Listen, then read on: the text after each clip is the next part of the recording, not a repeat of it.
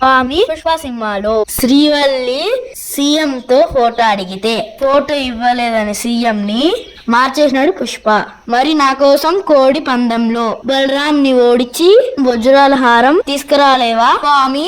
సరేలేమ్మే, నీకోసం బలరామ గారిని చంపి వజ్రాల హారం తీసుకొని వస్తాను. అప్పటి వరకు తిరిగి రాను.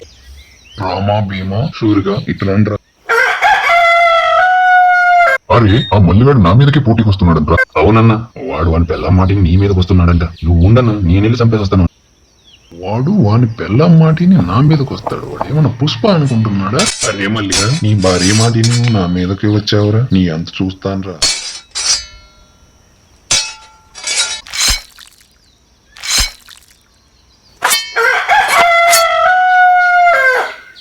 చూసావా మల్లిగా, ఎప్పుడు భార్య మాట వినాలో ఎప్పుడు భార్య మాట వినకూడదో తెలిసినోడు మగాడు.